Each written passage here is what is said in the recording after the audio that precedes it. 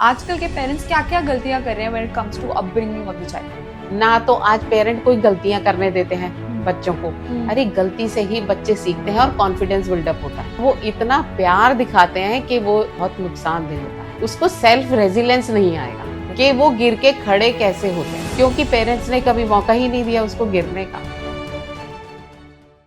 तो आज हमारे साथ हैं मिस इंदु भारद्वाज, जो कि Vatsalya pre school day care की फाउंडर और प्रिंसिपल हैं। उसके साथ साथ वो चाइल्ड मेंटल हेल्थ की एक्सपर्ट और काउंसलर भी रह चुकी हैं।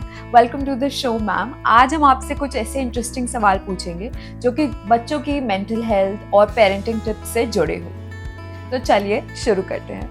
तो मैम, सबसे इम्पॉर्टेंट और सबसे ज़्यादा पूछे जाने वाला सवाल जो पेरेंट्स का रहता है कि बच्चों को स्कूल के बाद की मल्टीपल क्लासेस में एनरोल करवाना कितना सही है? आजकल ये बहुत ही ट्रेंडिंग है कि हर पेरेंट ये चाहता है कि मेरा बच्चा स्कूल से आने के बाद किसी दूसरी क्लास में जाए, और वो ये चाहते हैं कि उनका बच्चा ऑलराउंडर बने, जबकि ऑलराउंडर जैसा कुछ नहीं होता है।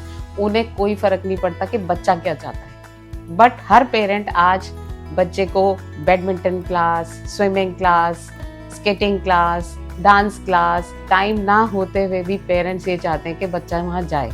तो इसको बिल्कुल सही कहना भी सही नहीं है और हम बिल्कुल गलत भी नहीं कह सकते इसको। पेरेंट ये चाहते हैं कि मेरा बच्चा परफेक्ट हो, और ये सिर्फ वो बच्चे का नहीं देखते हैं, उनको अपना दिखाना होता है कि वो समाज में ये बता पाएं कि हम कितने परफेक्ट पेरेंट हैं कि हमारा बच्चा 4 क्लास में और जाता है। जबकि वो बच्चा इतना एग्जॉस्ट हो जाता है कि वो कुछ नहीं कर पाता, ना वो स्कूल का कर पाता है, ना वो अपनी सेल्फ केयर सीख पाता है, सोशली वो वीक हो जाता है। तो इसके लिए पेरेंट को ये चाहिए कि वो पहले बच्चे को समझे, उसकी इच्छा जाने, उसका इंटरेस्ट जाने कि वो बच्चा किस चीज़ में, ऑब्जर्व करें बच्चे को कि वो कितना क्या चाहता है और किस में उसका इंटरेस्ट है। तभी वो चूज़ करें कि आफ्टर स्कूल उसको भेजना है नहीं भेजना है।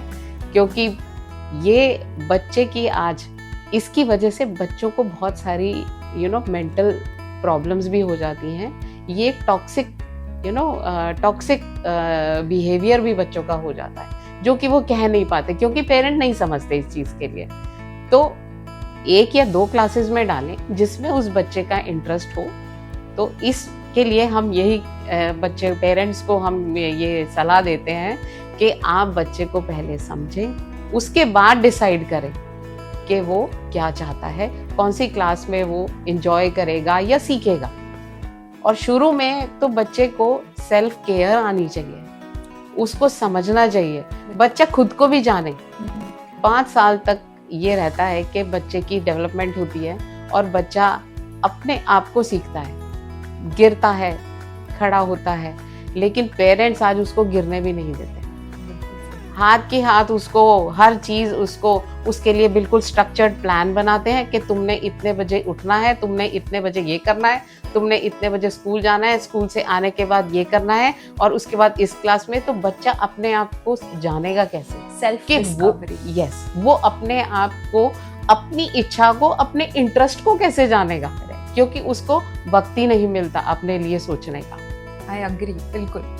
तो ये कहना कि मल्टीपल क्लासेस में डालना चाहिए जो आजकल पेरेंट्स कर रहे हैं, ये एक इमोशनल अब्यूज़ है बच्चों के ऊपर, जो कि बच्चे नहीं जी पाते, बचपन खत्म हो जाता है उनका। हम हर कोई बोलता है परफेक्ट चाइल्ड जैसी कोई चीज़ होती है क्या? आपको क्या लगता है? प्रॉबेबली नहीं। ऑब्वियसली। और कौन चाहता है परफेक्ट चाइल्ड? पेरेंट्स। क्या उन्होंने एग्जाम्पल सेट किया बच्चे के आगे कि दे आर परफेक्ट पेरेंट?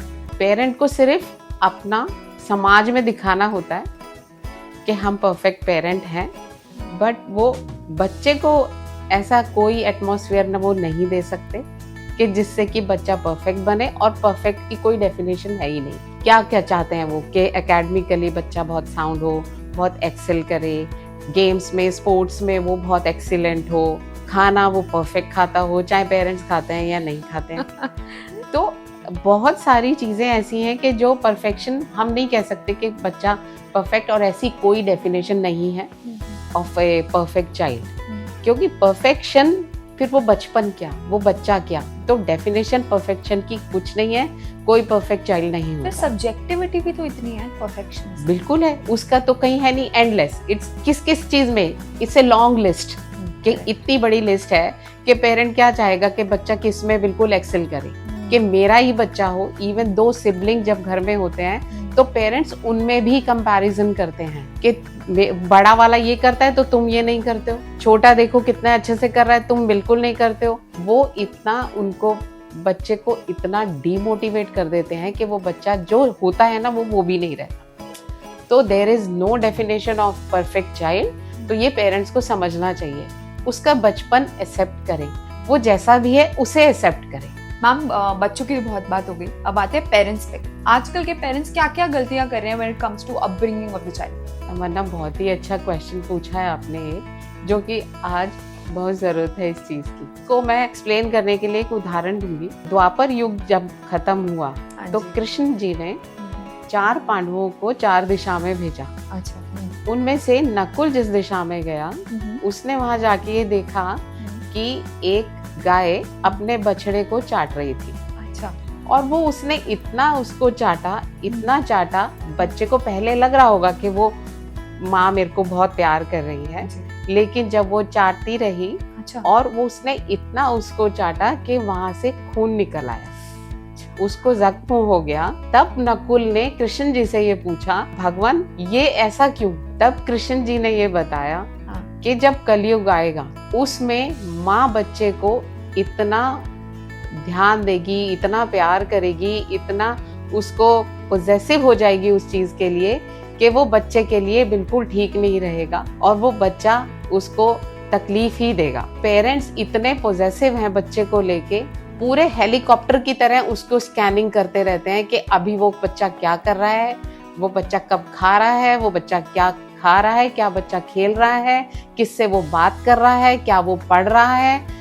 वो बच्चे को अपना समझना ही नहीं देते हैं, उनके हिसाब से वो सब अपना बच्चे के ऊपर कंट्रोल रखते हैं और वो इतना प्यार दिखाते हैं कि वो बहुत नुकसानदेह होता है। हम इतने सालों के एक्सपीरियंस में ऐसा कोई इंटरेस्टिंग केस रहा हो जो इस चीज से रिलेट कर सके, जहां आप शॉक हो गए पेरेंट्स की पॉजेसिवनेस को देखकर? एक ऐसा हुआ था कि एक बच्चा आया था हमारे पास, वो 2-2.5 साल का बच्चा है। पेरेंट्स ने उसकी एक लिस्ट दे दी हमें कि ये मैम 10 बजे ये दही खाएगा, अच्छा, उसके बाद ये 11 बजे एक फ्रूट खाएगा, अच्छा, 1:30 बजे ये सिर्फ सैलेड खाएगा। हमने पूछा कि 2-2.5 साल का बच्चा है, तो ये फिर इसकी ग्रोथ कैसे होगी? बच्चे को हर चीज चाहिए खाने के लिए, आप पूरी डाइट उसको दे रहे हैं, नहीं दे रहे हैं तो। और फिर बीच में एक क्लास होती है 10 बजे, अगर वो कुछ एक्टिविटी में बिजी है या वो कोई एक्टिविटी एंजॉय कर रहा है, तो हम उसको ये नहीं कह सकते ना कि नहीं अब 10 बज गए तुम खा। नहीं मैम, ये बिल्कुल डॉक्टर ने बोला है कि इसको ऐसे ही 10 बजे देना है तो 10 बजे देना है। तो ये हमें बहुत शॉकिंग लगा कि बच्चे को ये क्या कह दे रहे हैं। और दही जो दिया था वो उन्होंने गुड़ वाला दही दिया था, और वो ओट्स देते हैं उनको। मतलब वो 2-2.5 साल का बच्चा खाना भी मेरे ख्याल से तो ढंग से नहीं खा रहा, और उनको आप कितना भी पेरेंट्स को समझा लो, उनकी सुई वहीं अटकी रहती है कि नहीं हमें तो बच्चे को यही देना है। बच्चे को इतना रिस्ट्रिक्ट करना फ्यूचर पर्सपेक्टिव से सही नहीं है। बिल्कुल सही नहीं है, वो रेडी नहीं है वर्ल्ड के लिए, बिल्कुल रेडी नहीं है। वो आगे जब जिंदगी में जाएगा तो वो क्या करेगा? ना तो आज पेरेंट कोई गलतियां करने देते हैं बच्चों को, अरे गलती से ही बच्चे सीखते हैं और कॉन्फिडेंस बिल्डअप होता है। जब वो गलती ही नहीं करने देंगे, जब वो बड़ा होगा, जब वो फील्ड में जाएगा, जिस दिन उसने गलती की उसको हर तरह का माहौल मिलेगा, उसको बॉस भी मिलेंगे, उसको कलीग्स भी मिलेंगे, कॉलेज में जाएगा प्रोफेसर मिलेंगे, दूसरे बच्चे भी साथ में मिलेंगे, हर तरह के बच्चे मिलेंगे, लेकिन उसको ये नहीं पता हो, क्योंकि उसको गलती पता नहीं, उसको सेल्फ रेजिलेंस नहीं आएगा कि वो गिर के खड़े कैसे होते हैं, क्योंकि पेरेंट्स ने कभी मौका ही नहीं दिया उसको गिरने का। हम आजकल के बच्चे होकर, अब के बच्चे होकर भी ऐसा रियलाइज करते हैं कि कहीं ना कहीं हमारे पेरेंट्स ने ये नहीं किया हमारे साथ, इसके लिए ट्रेन नहीं किया। तो I wonder what is happening with kids. Obviously ये तो आप अच्छे से रहे, आप भी टीनेजर हो तो ये जरूर आप महसूस कर रहे होगे कि आपकी पेरेंटिंग में कहाँ कमी रही। मैम, एक बहुत आस्क्ड क्वेश्चन है, very favourite question of everybody is that comparison और क्रिटिसिज्म बच्चों की तरफ कितना सही है और कितना गलत। इसके लिए ना मैं तमन्ना एक बात कहूँगी कि आजकल स्पेशली मदर्स के लिए, I am not talking about the parent, father का भी रहता है इसमें रोल, बट मदर्स का बहुत रहता है। मदर्स बच्चे को अपना एक बिल्कुल मेन प्रोजेक्ट समझती हैं कि वो ही मेरा मेन प्रोजेक्ट है। चाहे उनके ऑफिस में उनके 4 उनके प्रोजेक्ट्स और चल रहे हो, बट स्टिल उनका फर्स्ट प्रायोरिटी पे प्रोजेक्ट बच्चा रहता है। वो बच्चा उनके लिए प्रोजेक्ट ही हो जाता है। इस केस में कई बार ये लोग कंपेयर करते हैं कि और बच्चे को इसके लिए डांटते भी हैं कभी कभी, अरे वो तुम इतने कम मार्क्स क्यों लेके आए हो, वो देखो वो तुम्हारी क्लास का ये जो सामने शर्मा जी का बेटा, वेरी फेमस, यस करेक्ट, कि शर्मा जी का बेटा भी तुम्हारी क्लास में है, देखो वो 99% लाया है, तुम 94% क्यों लेके आए हो। जबकि 94% भी देखा जाए तो वो बच्चे ने अपना बेस्ट दिया, बिल्कुल, but still mother is comparing her child to the Sharma ji का बेटा। तो कंपैरिजन जो रहता है, अब इसमें अगर ये बच्चा पलट के माँ को ये बोल दे कि मम्मा आप तो आलू की सब्जी अच्छी नहीं बनाती, मुझे तो अथर्व की आलू की सब्जी पसंद है, वो स्कूल लेकर आता है रोज, बिल्कुल, तो मम्मी को कैसा लगे, है ना। तो इसके लिए बच्चे को कंपैरिजन सिखाएं खुद से कि आज मैंने इतना स्कोर किया तो अब मैं अपने आप को कितना अपग्रेड करूं, या मुझे क्या करना है। इसमें पेरेंट्स को बच्चे को हेल्प करनी चाहिए, उनके साथ देना चाहिए, उनको समझना चाहिए और उनको बात करनी चाहिए, और रियलाइजेशन के लिए भी थोड़ी छूट देनी चाहिए, बिल्कुल छूट देनी चाहिए कि वो बच्चा समझे तो सही कि हाँ कि मैं इसको ऐसे और करके मैं इसमें और अच्छा कर सकता हूँ। अगर एक खुला एटमॉस्फेयर पेरेंट्स बच्चे को देंगे तो जरूर वो बच्चा बहुत आगे तक जाएगा। पर आजकल ऐसा है नहीं, कंपैरिजन क्रिटिसिज्म में बच्चा वहीं का वहीं रह जाता है, वो आगे सोच ही नहीं पाता क्योंकि पेरेंट्स उसको सोचने का वक्त ही नहीं देते। तो ये सोशल स्टेटस का जो बिल्कुल सोशल स्टेटस है, क्योंकि आज अगर पार्टी में पेरेंट्स जा रहे हैं तो वो बहुत प्राउड फील करते हैं कि my son is getting 99.9% and in 4 subject he is getting 100%। तो दूसरा बच्चे को अगर वो कंपेयर करेंगे तो वो बहुत निग्लेक्ट फील करता है। और लॉन्ग जर्नी में ना बच्चे की, ये तो शॉर्ट टर्म बोला, लॉन्ग जर्नी पे ये काफी टॉक्सिक और एक हैवी प्रेशर है बच्चे पे। बिल्कुल है, आगे जाके बच्चा कुछ नहीं कर पाएगा। कैसे करेगा? उसको अपने आप को अपग्रेड करना आया ही नहीं, क्योंकि उसको मौका नहीं मिला, उसको एक ऐसा एटमॉस्फेयर नहीं मिला कि वो खुल के अपनी बात शेयर कर सके और अपनी प्रॉब्लम शेयर कर सके कि मम्मा यहाँ मुझे प्रॉब्लम आ रही है। तो इसके लिए पेरेंट्स से मैं यही एक रिक्वेस्ट करूंगी कि वो बच्चे के साथ बैठें, उससे बात करें, उसकी हेल्प करें कि वो कहाँ किस चीज में और इम्प्रूव कर सकता है और कैसे कर सकता है। टीचर से भी बात करें और उसकी हेल्प करें। बिल्कुल, पेरेंट्स को समझना चाहिए कि इन्हीं टैक्टिक्स से आप अपने और अपने बच्चे की केमिस्ट्री सुधार सकते हैं। बिल्कुल सुधार सकते हैं, एक बॉन्डिंग होगी, पॉजिटिव बॉन्डिंग होगी। तो वो हमें पेरेंट्स को हम यही रिक्वेस्ट करेंगे कि वो बच्चे को जाने और उसकी हेल्प करें। मैम, बच्चों की आजकल काफी आईसाइट वीक हो रही है और बीमारियां भी काफी बढ़ रही है, तो इसकी ऐसा क्यों हो रहा है? इसके पीछे क्या कारण? मुझे जो लगता है ना कि सबसे ज्यादा जो बच्चों का स्क्रीन टाइम है, बच्चों छोटा बच्चा होता है तभी से मम्मी को बहुत कन्वीनियंट लगता है कि उसको मोबाइल दे देना और वो बच्चा मोबाइल पे अपने फेवरेट कार्टून्स देखता है। जब वो स्क्रीन देखता है, स्क्रीन में जो आई मूवमेंट होती है उसकी, that is only this way, left to right, left to right, left to right. So उसकी जो दूसरी मसल्स होती है, अब ये डिपेंड करता है कि कितनी देर मम्मी ने मोबाइल दिया। हम जो आजकल देखते हैं कि मैक्सिमम मदर्स कन्वीनियंट उनको लगता है कि उनको घर का काम करना है या ऑफिस का काम करना है या वर्क फ्रॉम होम है तो उनको मीटिंग अटेंड करनी है, तो वो बच्चों को मोबाइल पकड़ा देती हैं और बच्चे मोबाइल पे गेम खेलते हैं या कार्टून, अपना फेवरेट कार्टून देखते हैं। तो उस वजह से मैक्सिमम जितना ज़्यादा स्क्रीन टाइम होगा उतना बच्चों की आईसाइट पे वो इफेक्ट करेगा। दूसरा, एक जो डाइट आजकल बच्चे ले रहे हैं, बहुत फैंसी डाइट्स आजकल मदर्स देती हैं। अच्छा, फैंसी फ्रूट्स, फैंसी डाइट, अच्छा, उनको बहुत अच्छा लगता है कि हाँ मेरा बच्चा तो ये खाता है, जैसे मेरा आजकल बच्चा क्या तो क्या ट्रेंड में है, एवोकाडो, मेरा तो बच्चा एवोकाडो खाता है। इतनी अर्ली एज में। यस। Oh God. तो जब वो हेल्दी डाइट नहीं, जो हमारे पहले बच्चों के जो दादा दादी नाना नानी पहले दिया करते थे, सीजनल फ्रूट्स देते थे, वो घर में मेहनत करके कुछ ड्राई फ्रूट से या कुछ आटे से कुछ बहुत सारी ऐसी हेल्दी डाइट्स बनाते थे कि जो माँ बाप जब छोटे थे उन्होंने शायद वो खाए होंगे, हाँ, बिल्कुल। बट अभी उनको वो सब नहीं करना क्योंकि उनके पास टाइम नहीं है, बिकॉज दे आर वर्किंग, और इजी होता है उनको। टेट्रा पैक पकड़ाया, इवन हम लोग स्कूल में देखते हैं कि बच्चे टिफिन के अंदर फ्रूटी लेके आ रहे हैं, कैंड फ्रूट। इवन नारियल पानी अगर हमें बच्चे को पिलाना है तो instead of just giving them the fresh नारियल पानी, वो भी हम टेट्रा पैक का एक छोटा बच्चों को देते हैं। और हम ये पेरेंट्स से हमेशा रिक्वेस्ट करते हैं कि आप ये टेट्रा पैक और चिप्स और ये कुरकुरे ये सब आप पैक्ड फूड बिल्कुल मत दीजिए, जिसकी वजह से उनकी इम्यूनिटी कम हो जाती है, बिल्कुल। क्योंकि हेल्दी डाइट पे नहीं है। वो हेल्दी डाइट नहीं लेंगे तो इम्यूनिटी कम होगी, इम्यूनिटी कम होगी तो वो बच्चे बहुत जल्दी बीमार पड़ जाते हैं।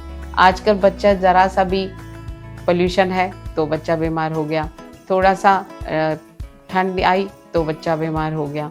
तो हम उनको वैसी डाइट नहीं दे रहे हैं कि जो बच्चे की इम्यूनिटी बढ़े। फोकस पेरेंट्स को ये करना चाहिए कि हम क्या इनको दें जो इंटरनल बच्चे स्ट्रॉन्ग हो। Ma'am, what are the food items that you recommend to parents जो आपको लगता है कि डाइट में होने ही होने चाहिए इस एज में?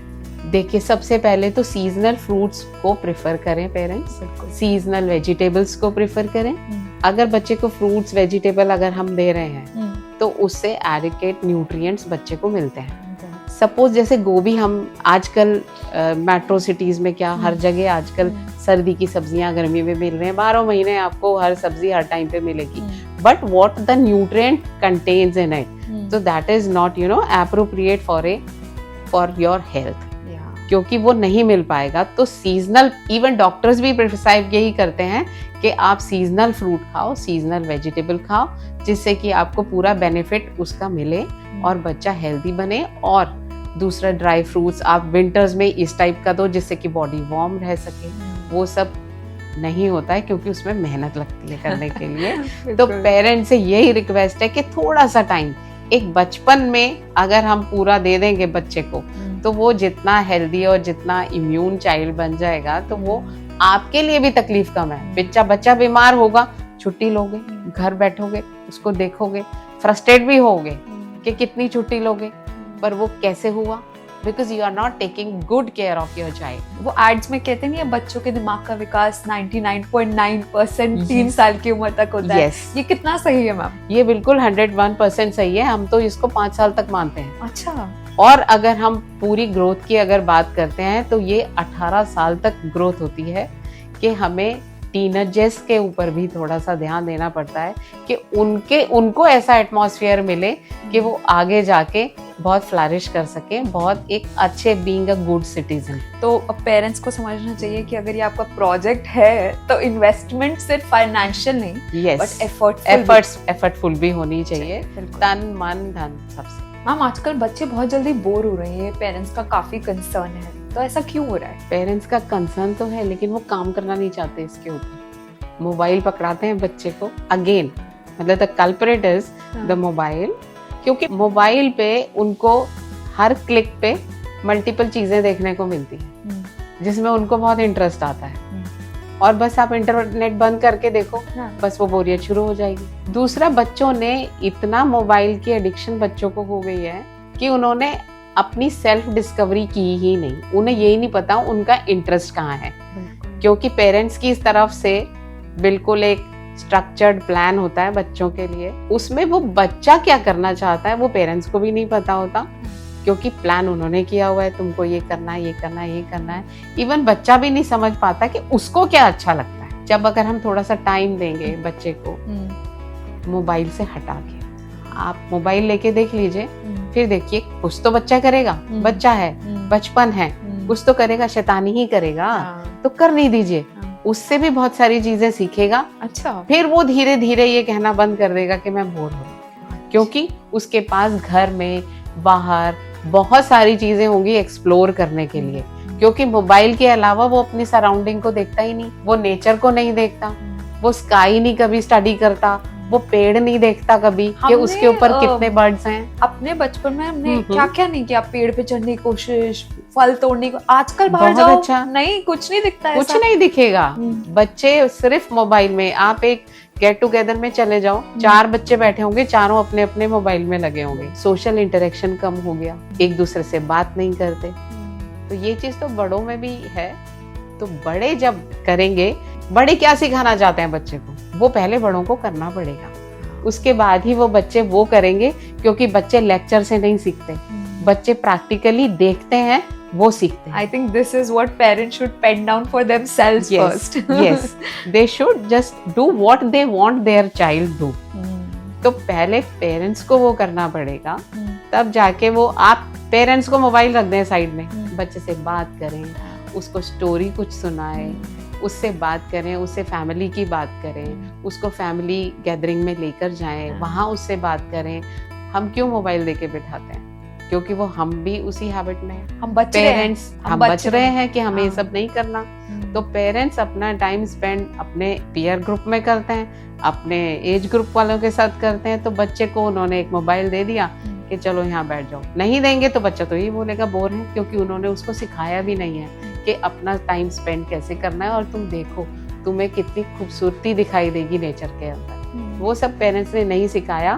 तो पेरेंट्स को पहले ये सिखाना पड़ेगा, उसके बाद देखना कि बच्चे कितना अपने आप को इम्प्रूव करते हैं और अपनी केयर खुद से करने लगेंगे, अपने इंटरेस्ट जानने लगेंगे। तो आप कहते हैं कि ये करने से बच्चा ये समझ जाएगा कि उनका एंटरटेनमेंट सोर्स सिर्फ मोबाइल नहीं है। यस, बहुत सारी चीजें हैं जिससे बच्चा अपने आप को इन्वॉल्व कर सकता है। मैम, आजकल पर्सनल लेवल पे मैं ये सवाल पूछूंगी कि मैं देख रही हूँ कि बच्चे आजकल इतने दूर होते जा रहे हैं अपनी ट्रेडिशनल वैल्यूज से, संस्कारों से, हिंदी भाषा से। तो ये जो गैप आ रहा है, how do we fill in this?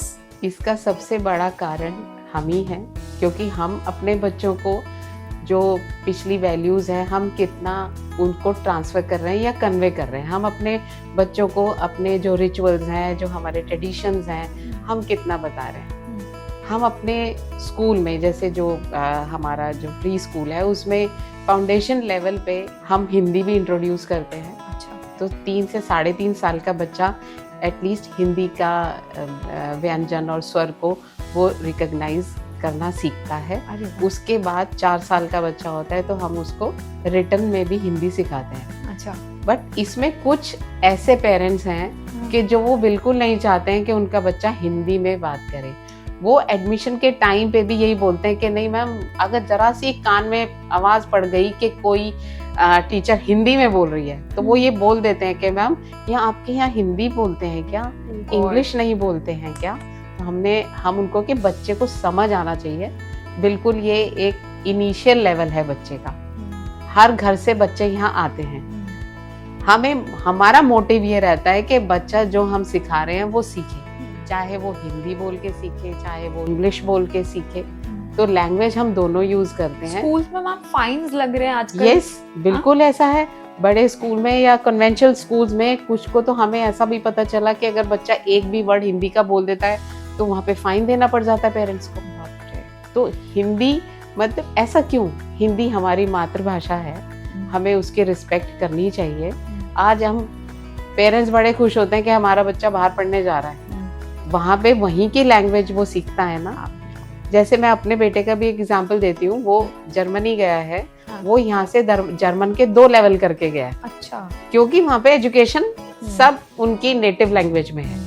हम यहाँ पे ये नहीं कर रहे क्योंकि हमारे पेरेंट्स भी सपोर्टिव नहीं है। मेरा बच्चा जब छोटा था तो एक बार मैं रिक्शा में मैं उसके साथ जा रही थी, एंड ही वाज एक्सप्लेनिंग, रास्ते में जो जो कुछ दिख रहा है वो सब उसको इंग्लिश में बता रहा है। अच्छा। मम्मा see this this this. 5-7 minute बाद वो मुझे ये कहता है, मम्मा अब मैं हिंदी बोलूंगा क्योंकि इंग्लिश बोल के मैं थक गया। तो बच्चे अपनी मातृभाषा में बहुत कंफर्ट फील करते हैं, चाहे वो पेरेंट्स का लेवल कुछ भी हो। करना भी चाहिए।